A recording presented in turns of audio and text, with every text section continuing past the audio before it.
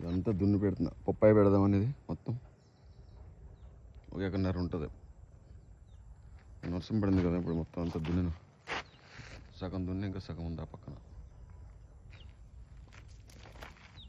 మా బండితో దున్నుతాను, కల్టివేటర్ వేస్తాను.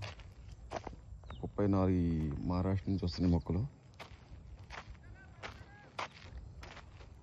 10 తారీఖు వస్తాయి మొక్కలు పెట్టాలి. పప్పాయి నెంబర్ 15 పప్పాయి పెడదామని ప్లాన్ చేసాం. వాళ్ళు బుక్ చేసిన మొక్కలు వస్తాయి. ఇక ఎకరన్నర ఉంటుంది మొత్తం. 900 మొక్కలు పడుతున్నాయి.